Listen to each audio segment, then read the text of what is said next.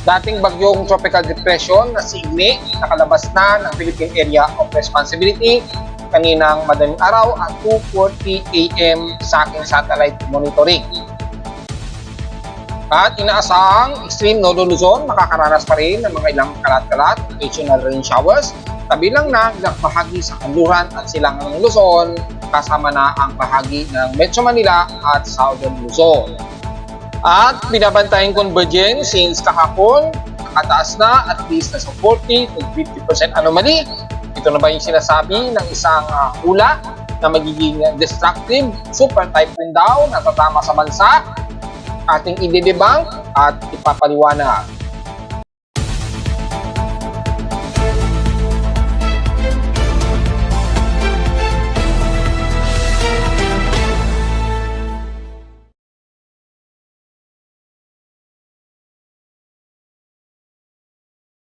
Hello, good morning mga folks. Welcome po muli sa ating Daily Weather Bulletin at Analysis para sa araw ng Sabado, September 21, 2024. Ang oras natin bush may maga ay alas 11:27 na ng umaga. O nga pala mga folks, ay pag ang araw ngayon ay special pala at pinaka-celebration ito sa araw ng pagdeklara ng martial law ng dating senior na si Ferdinand Marcos Sr. Sineselebrate ngayon at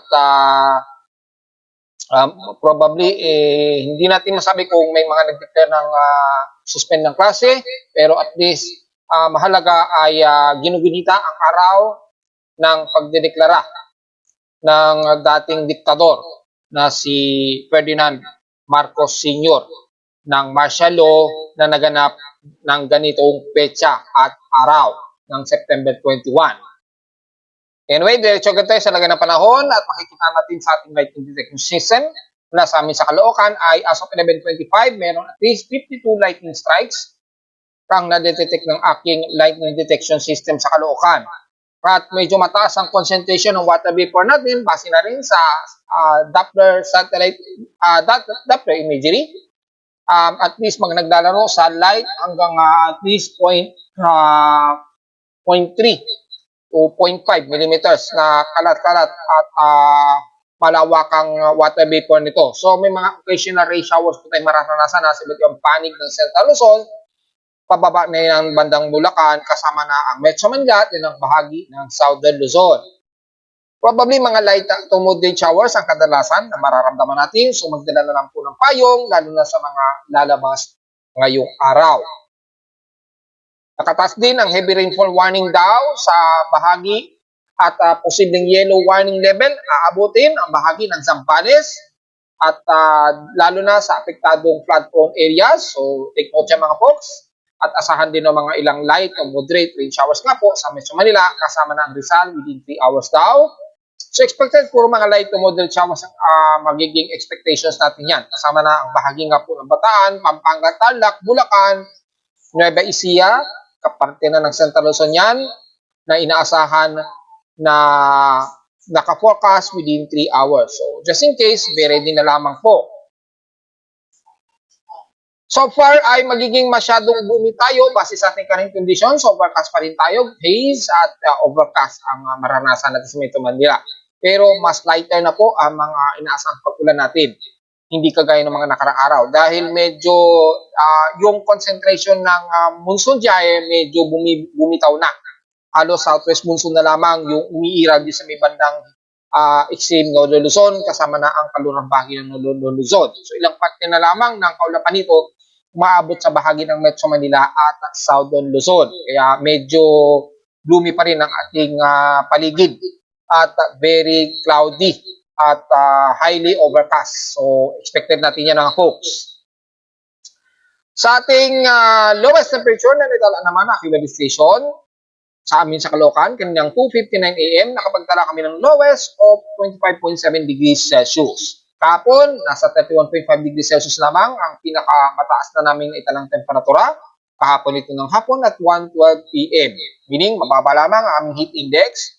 At least, nasa 41.2 degrees Celsius lamang ang aming init pandama sa Caloocan. So, walang masyadong mataas na temperatura at tama lamang ang humid. So, hindi masyado mataas ang humid since kahapon sa amin sa Caloocan. So, naranasan na rin yan malamang sa libang panig ng Metro Manila. Samantala sa PH Extremes in past 24 hours naman, nanguna sa napaka-mainit na air temperature ang Butuan na nasa 34.7 degrees Celsius ang highest temperature.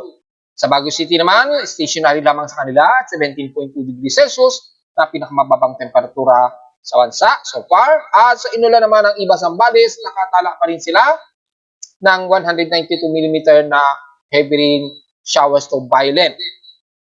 So, patuloy pa rin sila nakakaranas. At ngayong araw ay asahan pa rin ang mga occasional rain showers ha.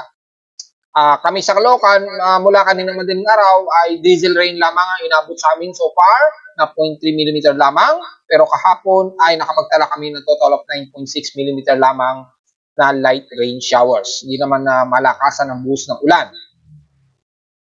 Sa outside humidity, medyo mataas ang concentration. Ang outside humidity at 82%, bumaba ito ng 1% since last hour. Medyo moderate ang ating atmospheric pressure at 1,009 hectopascals. So, steady ito since last hour. So, medyo overcast tayo just in case. May mga chance ang biglang aaraw, pakalma, pero madalas makulimlim. Tapos may mga ilang mga occasional light to moderate showers. Sa high tide and low tide status so far ay pa-maximum high tide pa lamang tayo. Meron tayong 1 hour and 21 minutes to high tide o 12:47 ngayong tanghali. So titingnan natin kung aabuti ng mahigit sa 1 meter ang taas. Hindi naman at 0.7 lamang ang inasang pinakamataas na high tide mamaya. So hindi naman sobrang lalim pero wala problema at pwede naman tayo lumayag. Medyo mataas lamang ang ating gale warning kung hindi tayo nagkakamali. Well, double check natin sa ating global assessment monitoring. Gamit ang wave height monitoring ay makikita na naman natin so far ay mataas ang alon pa rin sa bahagi pa rin ng extreme northern Luzon, lalo na sa kanlurang bahagi mula Ilocos Norte hanggang dyan sa may bandang Zambales sa baybayin ng West Philippine Sea. So, kumari sa mga maliliit na bangkero ay medyo restrain muna tayo. Maabot pa rin sa 1.12 meters pataas ang taas ng alon. So, medyo nakataas ang gale warning dyan. Pero the rest ng bansa ay okay naman. Wala naman ang nakataas mula sa may bandang South Luzon hanggang Mindanao na yan. So, wala tayong magiging problema. Ingat na lamang sa medyo mabagsong hangin. Dulot pa rin ng mga ilang surface trap dyan sa may bandang katimugan ng bansa. Pero sa Northern Luzon, yung epekto pa rin ng gale warning o gale force winds kasabay na rin ng ihip ng southwest monsoon. So, take note yan mga folks. Medyo moderate din ang ating air quality yan. Nasa 61 ang index. So, medyo magpas po tayo sa mga sensitibong mga baga. Dahil mukhang nakokolekta ang mataas na volume ng air pollution. So, medyo hindi maganda ang air concentration namin sa Caloocan. At maaaring sa ibang panig ng Metro Manila. Take note yan. So, diretso agad tayo sa ating almanac. Sumikat ang haring araw kaninang 5:45 AM at inasang lulugit ang mamayang hapon at 5:42 PM. At ang ating warning gibos na po at 88% illuminated na lamang. Sisikat ito mamayang gabi na at 8:20 PM at kinabukasan na ng umaga ng 8:33 AM na ito lulubog. At sa ating local weather outlook pala ngayong Sabado hanggang bukas na po ito na linggo, magiging most cloudy tayong maghapon. Mataas pa rin ang tsansa ng pagulan at 100% daw. Maaaring hindi dito sa amin sa Caloocan, maaaring sa karating Metro Manila. At bukas ng linggo ay ganun din ang aasahan natin. Pero nasa 70 to 74% chance of rain. Highest and lowest temperature expected maglalaro sa 26 to 29 degrees Celsius. And lowest temperature expected ay nasa 24 degrees Celsius. Medyo aktibo daw itong si Canlaon. So, tingnan natin yung update status o fully updated yung data ni PBOX mula kay Canlaon. So, silipin natin para sa latest update nitong si Canlaon. Dahil ito yung nakataas sa alert level 2. Nakapagtala ng 25 volcanic earthquakes since kahapon. So, mayanig medyo mayanig ngayon si Mount Canlaon.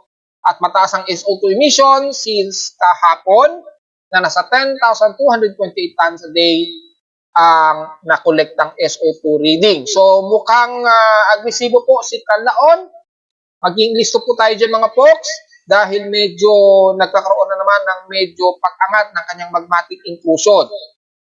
at dumadalas na naman o dumadami na naman ang kanyang volcanic earthquakes. Marami po 25 volcanic earthquakes.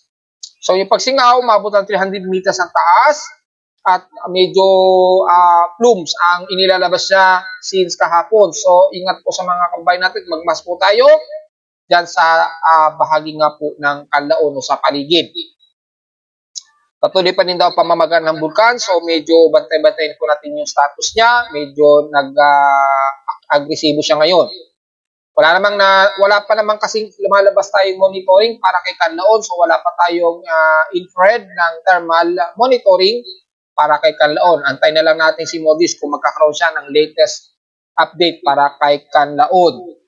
Pero kung titingnan natin dito, medyo wala namang masyado nakikitaan pa na inclusion ng cloud height o dust height. According dito, so wala naman masyado nakikitaan. According dito kay CIMS ng kanyang ash dust height satellite imagery. So diretso agad tayo sa ginigamit na satellite imagery. Makita po sa heavy rain potential, halos extreme Northern Luzon na lamang ang madalas nakakaranas ng heavy rain potential. Lalo na sa Batanes Group of Islands, ilang bahagi ng Ilocos Norte, Apari, at ilang bahagi nga po ng Cordillera at Luzon Region. Pero dito sa bahagi nga po ng bandang Cordillera, medyo at least light to moderate, clusterized na lamang ng mga heavy rain potential ang aabutin. Pero dito sa may baybayin nga po ng kanluran ng Northern Luzon, ay potentially ay mataas po ang heavy rain potential. So ingat po, lalo na sa Batanes Group of Islands, na mas nakakaranas ng matitinding pag-ulan, na heavy rain showers. Ingat na lamang po. At the rest naman sa bahagi ng Central Luzon, kasama na ang ilang bahagi ng kanluran ng Zambales, pababa na yan ng bandang Bataan, medyo may mga potentially pa rin na heavy rain showers.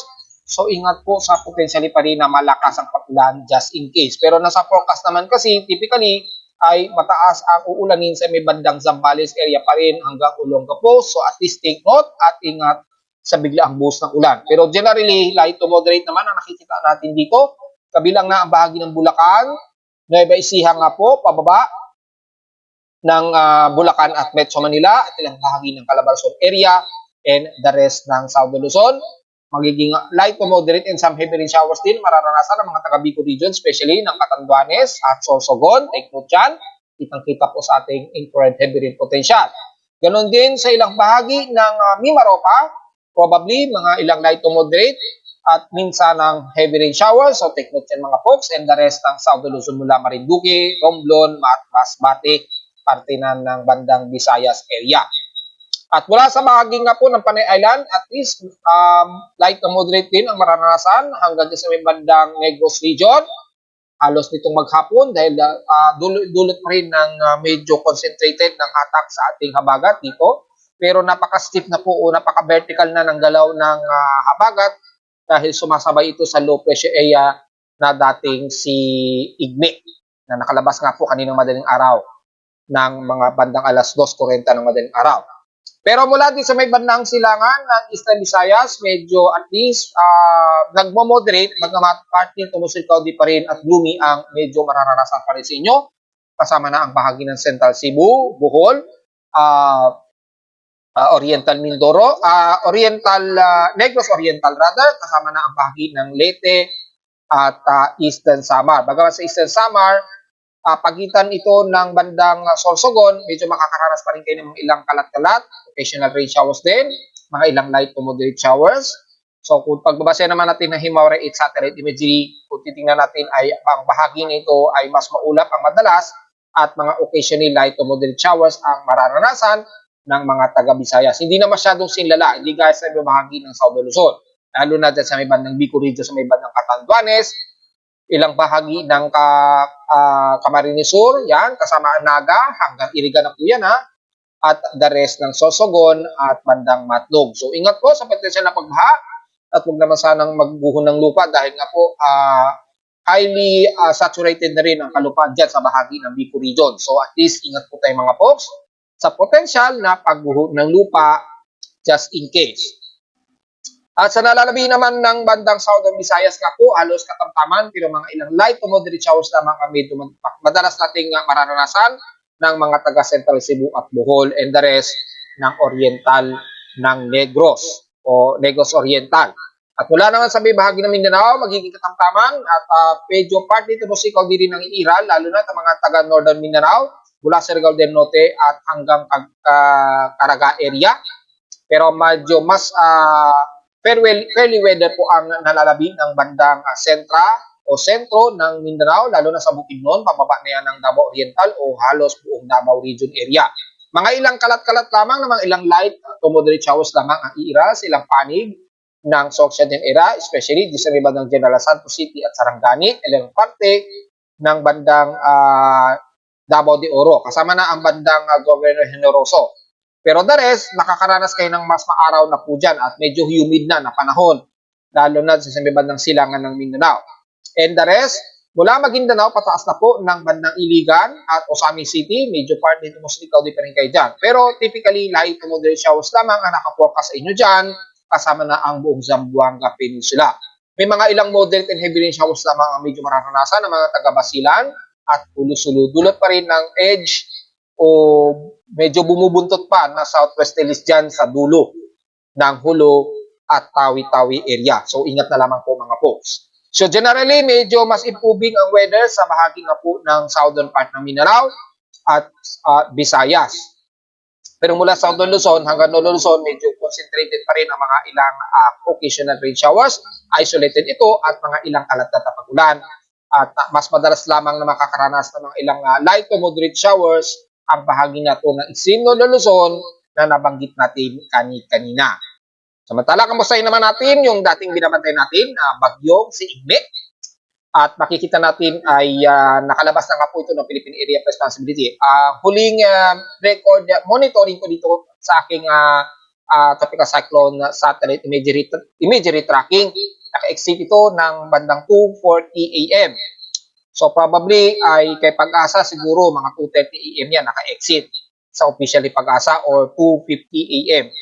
So sa akin is ang aking monitoring yung lumabas mismo yung pinaka-low level ay mga bandang 2:40 AM po ng madaling araw.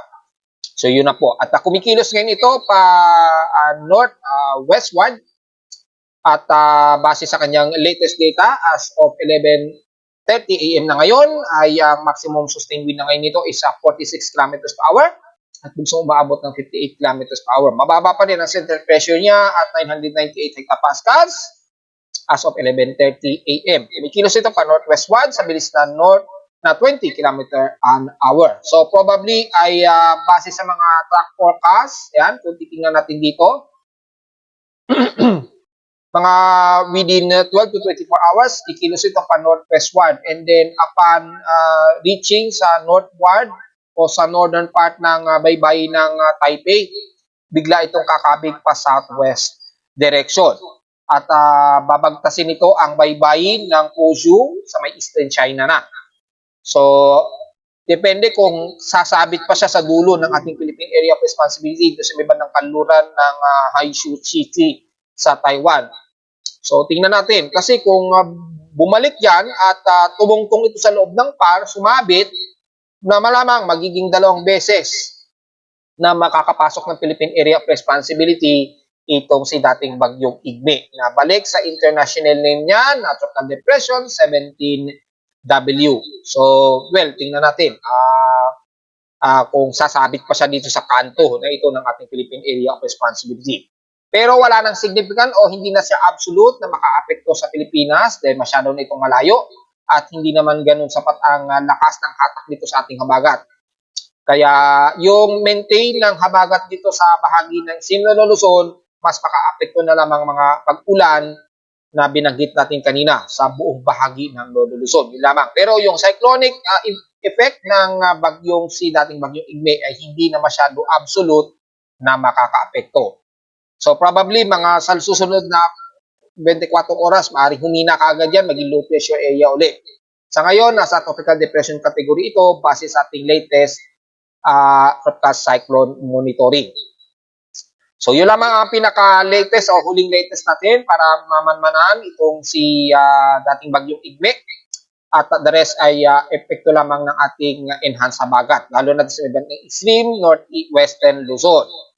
So far ay yun lamang ang pinaka-analysis natin dahil yung ibang mga tropical cyclones sobrang layo na po at gaya na lamang nitong Sipulasan. Patungo na siya sa direksyon ng South Korea na. Sobrang layo na yan sa bansa. So hindi na natin masyado concern. At kung babasyan natin yung ating floating satellite imagery, kitang-kita po yung pinaka-center ng low-level convection niya. Ayan. So kumikilos siya pa northwest pa. Ayan, oh. Kitang-kita naman.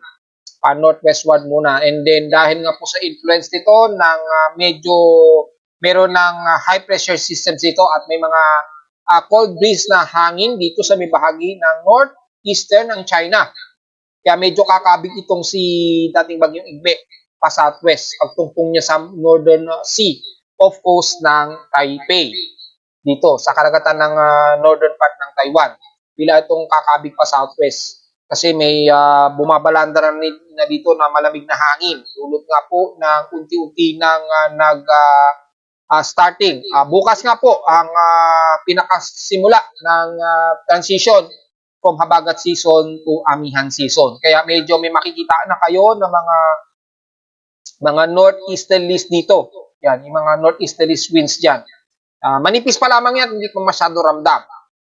Pero medyo malamig na hangin na yan. So, ang tendency itong si Igme, pag kilos yan dito, bigla siyang kakabig pa ganyan. Itutulak siya nitong high pressure systems na to. So, ganun po mangyayari sa kanya, at least may idea na kayo. And the rest, halos lusaw na po itong mga ibang tropical cyclone. Medyo lumalaban pa nga lang yung kanyang upward low level convection, which is hindi na natin masyadong concern. Samantala, meron bang susunod sa kanya? Mula sa ating ginagamit na Tropical Cyclone Assessment Monitoring sa ating West Pacific Basin ay yung ating binabantay, nireport ko na yung kahapon sa ating Facebook page na nagkaroon tayo ng monitoring for convection o yung convergence. At base dito ngayon ay tumaas na siya sa at least 40 to 50% anomaly na. Ayan, no? Mula sa pinaka-Marshall Islands, kumikilos nga po ito pa kanluran. So hindi tayo nagkamali ng analysis sa report kahapon at tumataas po yung kanyang anomaly. Ganun din sa kanyang prediction anomaly ng TCEFP. Pakikita natin around 40%, halos 50% na po yung pinaka-portion niya. Pero maliit pa ang potentially development niya sa susunod na 24 oras. So titingnan natin kung tuluyan itong magiging invest. In case kung magiging invest yan, ay tatawagin na sa susunod kay 90W, which is 91W na. Just in case lang. Sa ngayon ay maliit pa yung probability of development, pero mataas ng kanyang anomaly na ipinapakita ngayong araw o within 24 hours. So sa susunod na 24 hours, tingnan natin kung tuluyan itong magiging invest. At kitang-kita naman sa ating ginagamit na monitoring. So nagtugma po yung ating analysis kahapon. Well, favorable ba? Well, obvious naman kung titingnan natin sa ating wind shear, favorable ay mataas po ang favorability ng ating binabantayan na convergence. Ayan, no? Nasa 18 kilometers per hour po ito. Pero napaka-scattered pa at medyo buhaghag pa yung kaulapan dyan, yung cluster ng kaulapan dyan. So, hindi pa o maliit pa ang chance niya na maging ganap na bagyo o maging invest. So, hindi po na natin bibigyan ng conclusive analysis kung magiging isang low pressure area o active low pressure area yan. Dahil bumababa lang yung atmospheric pressure, tingnan natin kung aabot pa ng at least 22 kilometers per hour. Doon lang natin siguro magkakaroon ng probability na maging invest. Bahala na yung aking tropical cyclone sector mag-decide. At malinaw naman na naka-favorable naman yung kanyang shear wind circulation. Sa kanyang convergence naman, ay kung titingnan natin ay medyo mataas na rin at bagamat napaka-scattered pa o buhaghag pa yung cluster ng kaulapan nito, kaya hindi pa natin makukonclude. Medyo sabog pa.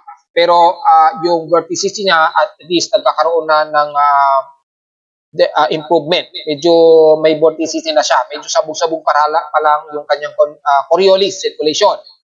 Yung kontrahangin, kung pagbabasayan natin sa kontrahangin divergence, ay mataas na. As around 35 to 40 kilometers an hour yung kontrahangin sa kanya. So, maaaring mag-nourish pa yan o tumaas or maaaring maging mahilaw lamang na low pressure systems. So, nabanggit ko kapon, halos pakanluran. Well, may nagsasabi ay maaari pa itong tumaas. Depende yan sa environmental steering environment niya. Kaya kung titingnan natin yung environmental steering, nakamoderate siya at kumikilos pakanluran. Yung range of high pressure area, ito po, nasa taas, yan, bandang eastern ng Japan.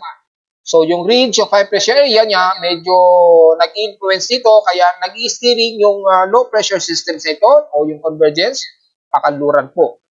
Kaya lang, pagdating dito sa may bendang portion na to, may tendency, maaari pa itong kumurba pa west at westward, pa ganyan. So depende, o maaring mapaaga ang west at westward niya. Ganyan. So at least may idea na kayo kung ano ang mga possible magiging track nitong bagong binabantay natin na highly favorable na po na circulation despite na buhaghag pa. Kung babasahin natin yung vorticity, nasa moderate to high na po yung vorticity, so maaring maging candidate na rin as bagong shallow invest na low pressure area. So yun na po, at kitang-kita naman natin yung ating analysis ay kompleto at may ebidensya naman po tayo since nag-report tayo kahapon. So magiging track niyan ay maaari pang kumilos siya pakabig pa ganyan, halos kapareho sa galaw nila dating bagyong Ferdy. Diba sila dating bagyong Ferdy, pag ganyan din ang kilos pa north-westward. So sa ngayon, medyo kanluran pa ang galaw niya. Then pagdating siguro dito, for the next 48 hours siguro, approximate, bila itong maaaring kumabig patas na ganyan, nasasabay sa environmental steering nga po niya. Which is dito, na medyo magno-northwestward ang galaw. So tingnan natin. Kung sasabit siya dito o kung hindi, maaari pa siyang mas pasubsob pa ang magiging galaw niya. May chance pang pumasok ito ng ating Philippine Area of Responsibility. At is malinaw po yan mga folks ha. At pagbabase naman natin ang mean sea level pressure ay makikita po natin so far hindi pa naman malinaw yung kanyang development dito. Ang expected forecast nito ay mula bukas September 22 to September 26, 2024 na po. Huling linggo ng September po.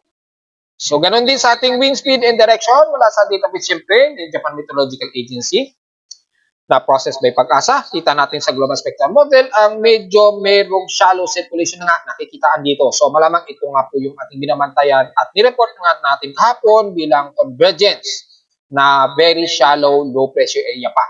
So, hindi pa natin masasabi na invest yan. Bahala na ang ating tropical cyclone sector mag-indicate yan. So, abang-abang na lamang mga folks ha. At kung naalala ninyo, may si July yata may nag-post na manghuhula na naman yung Rudy Baldwin ba yun? Kung natatandaan nyo, letrang I daw po, very destructive daw po ang tatama at super typhoon daw to na dediretso sa atin sa bansa. Well, ang idedebang natin dito, una, wala pong scientific basis po na kayang mapredict ng eksakto po ang magiging dilaw ng mga bagyo ha. Magdedepende pa rin tayo sa mga empirical at mga computer models, simulations, pero hindi siya 100% eksakto. Wala pong absolute po sa weather systems po. Napaka-dynamic po ng ating weather systems. Kaya itanong nyo yan sa mga meteorologists. Laging sasabihin sa inyo na hindi yan totoo, hindi yan magiging eksakto dahil napaka-dynamic po talaga ng ating weather systems. At every minute, every hour, nagpabago-bago po ang galaw niyan. Hindi yan absolute. So, yun po ang masasabi natin. So, kung may humula man na may letrang I daw, letrang J. Letrang J pala, tapos na pala yung letrang I. So, tapos na po si Igme. Yung letter J daw pala ang magiging isang super typhoon at babalandra daw sa bansa. Yun daw ang nakikita niya sa hula. Well, sa ngayon hindi po pinaniwalaan yan kahit sinong meteorologist na ganyang mga hula na mangyayari. So, bagamat ay hula yan, ay ipagdasal na lamang natin siguro na huwag tayong makaranas ng ganung delubyo. Siyempre, iniiwasan naman natin na magkaroon ng magkaroon ng super typhoon na tatama sa bansa. Siyempre, iniiwasan naman natin. Pero nature po yan, hindi natin mapipigilan yan kung sakali. Pero wag agad basta-basta maniniwala sa mga hula lamang po. Magbase pa rin tayo sa mga empirical projections at mga simulation forecast lamang. So kung ito man ay mabuo at pumasok ng Philippine Area of Responsibility, well at least makapaghanda tayo. Pero kung hindi man, at least maaga pa lamang ay hindi tayo mangangamba kaagad dahil hindi naman agad natin pinaniniwalaan. Bagay sa mga forecast ng mga computer models na to, hindi naman agad-agad natin pinaniniwalaan yan. Dahil again, not absolute po ang mga forecast at napaka-dynamic po ng weather systems. So again, mula sa ating computer models ng GFS, makikita nga po at ito naging active na low pressure area na nga po ito. At kung titingnan natin dito is yung binabantay natin ay starting bukas nga po at mula September 23 onwards ay makikita natin naging tropical depression na kaagad siya according kay GFS. So malamang uunahing itaas yan kaagad ng Japan Meteorological Agency kung sakaling mag-invest. At makikita natin kumikilos ito pa west-northwestward at dadaan na naman sa bandang Guam by September 25 o 26. Ayan, oh. And then magtutuloy-tuloy yan na kakabig pa west-northwestward. Mukhang dediretso na naman ito sa may bandang Okinawa Islands na naman. So may mga maliit na posibilidad na papasok ito ng PAR according dito sa simulation pero hindi pa yan pinaka actual hindi pa yan totoo. Simulations pa lamang yan. Mula kay ECMWF naman ganun din pero napaka-shallow o medyo manipis pa lamang ang pinapakita rito ni ECMWF. Pero halos tugma o mataas ang confidence na just in case mabuo ang low pressure area dyan, dadaan din ng bandang Guam. At mukhang west-northwest wind ang magiging kilos niya. So at least yun ang makikita nating basehan na mataas ang confidence. Ganon din kay NABGEM. Ito ay tropical storm pa nga ito. Naging tropical storm pa ang ipinapakita ni NABGEM sa kanyang simulation forecast o extended forecast. Pagdating dito sa bandang Guam o baybayin ng Guam by September 25 o 26, isa na siyang ganap na tropical storm. Halos, tropical storm. Dito, halos, so tropical storm pa rin siya. So, makikita natin, tropical storm, ang nakikitaan natin base sa simulation kay NABGEM. So, at least, eksakto po ang ating analysis ng report kahapon, Just in case, babantayin natin ito mga folks anytime. At kung sakaling itaas ito as panibagong invest, 91W kung sakali. Abang-abang mo na lamang mga folks. Dahil mataas ang confidence ng tatlong computer models. Kung pagbabasa natin, pare-pareho sila ng forecast maging kay ECMWF. Yan. So, ipiprevious natin. At least, makita natin yung confidence ni ECMWF, NABGEM at GFS halos pare-pareho po. Kay Japan Meteorological Agency, halos ganun din. Pero dito, mas manipis at napaka-shallow at malayo at hindi pa nakikitaan yung kanyang low pressure systems niya. Ang pinaka-low pressure, 1,008 hectopascals. Ang pinaka-mababa. So, hindi pa totally ganun ka-organize at pinaka-considering na mataas na ang probability. So, tingnan na lamang natin mga folks at least may idea kayo na may binabantay tayo dito sa may bandang silangan ng bansa sa labas ng Philippine Area of Responsibility. So, again, yung lumalabas sa hula na letter J daw ay destructive super typhoon, huwag po muna basta paniwalaan yan dahil hindi pa naman natin nakikitaan na ganun ang ipinapakita ng mga computer model simulation at mga forecast. So wag po natin maniniwalaan agad-agad yung mga folks dahil na magdudulot lamang yan ng pagpanik sa ating mga kababayan. Mas maganda pa rin magsubaybay pa rin kayo sa mga official weather bureau natin gaya ni Pag-asa, at ni Japan Meteorological Agency just in case o sa mga iba't ibang mga official weather bureau.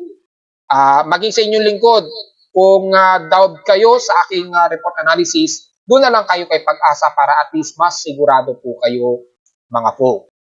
So balikan natin yung dam levels, ang historical data, status ni Ipo Dam ay nagbukas na rin po si Ipo Dam. Kung hindi nagkakamali, ayan So, nag-release na rin ng tubig si Ipo Dam at si Ambuklao patuloy pa rin silang nagre-release ng sobrang tubig at si Magat Dam. So, bago itong si Ipo Dam, umaapaw na rin siguro kaya nag-release na sila ng sobrang tubig at nakaka 30.5 cubic meter na po ni-release ni Ipo Dam. At sa isang gate niya ay 34 cubic meter ang outflow estimated na ni-release niya na sobrang tubig. So, halos sa 1, 2, 3, 4 na po na dam ang nakabukas ang kanilang mga gates. So expected po kapag umulan ng malakas dyan, malapit sa dam na yan na nakabukas ang gate, expected po ang mga pagbaha o sudden flash floods This, ingat na lamang po mga folks. Just in case. Dahil hindi mapipigilan ang pag-apaw ng mga water dams, kaya nagbubukas sila ng mga gate at nagbabawas ng sobrang water level. Kung pagbasa naman natin yung ating graph ay kung titingnan natin between Angat at Magat Dam ay halos naglalaro lamang sa moderate at tumataas pa rin na level nilang dalawa. Yan. Kay Angat Dam halos stationary. Pero kay Ipon Dam halos stationary din. Pero nag-release siya ng sobrang tubig. Kay Pantabangan patuloy pa rin ang pagtaas niya pero hindi pa rin sapat. Nasa critical water level pa rin. Despite na tuloy-tuloy ang pagtaas ng tubig o reserves ni Pantabangan Dam. Since mula nung unang araw ng September hanggang ngayong araw. So patuloy pa rin ang magtaas pero hindi pa rin siya umaabot sa 215 meters. So nasa critical level pa rin si Pantabangan. Si San Roque, ganun din, patuloy din ang pagtaas niya mula sa pinaka-critical niya noong September 13. At nilagpasan na niya yung pinaka-critical level simula noong September 14 onwards hanggang ngayong araw. So kay Caliraya Dam, so far, stable lamang siya. Walang masyadong nadadagdagan. Ang Buglaw din, pero bahagyang bumababa. Kay Binga Dam, almost stationary din. So at least, may mga dam na nagve-very improve na yung kanyang water reserves dahil nga sa patuloy na mga mapag-ulan since nakaraang linggo sa mga nagdaang mga bagyo. Samantala sa Ulat Lindol naman, so far, until now, wala pa rin nadedetect na medyo malalakas-lakas sa pagyanig mula sa aking seismometer sa Caloocan. So far, eksakto alas 12 ay wala namang pumipitik. May mga ilang mahihina lamang yan, yung mga low seismic waves na yan, probably mga magnitude 2 to magnitude 3 yan. Dahil kung titingnan natin sa short period seismicity recording mula sa data feed ni PBOX, ay so far wala na itala na magnitude 4 pataas ang data ni PBOX so far. So wala tayong magiging comments sa ngayon. Dahil wala namang naitala na magnitude 4 pataas. Pero kung bibilangin natin ang historical earthquakes, kung nakailan na tayo, umabot na ba ng 700 plus ang total earthquakes? Silipin natin.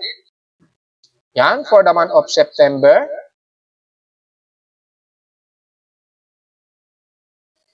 Ayun, mabot na nga na 700. So, 701 ang total earthquakes na ngayon natin for the month of September. 664 dito is magnitude 2.0 pataas. 32 dito sa magnitude 4.0 pataas at nanatiling 5 ang ating magnitude 5.0. And so far, wala naman tayong naitalang humigit sa magnitude 5 na pagyanig. So, despite na magkakatapusan na ng month of September, hindi man lang umabot pa ng 1,000 ang total earthquake. So, maaaring maituturing siguro natin ito na pinakakonting pagyanig ngayong buwan. Well, tingnan pa rin natin dahil meron pa tayong at least 1 week para matapos ang month of September.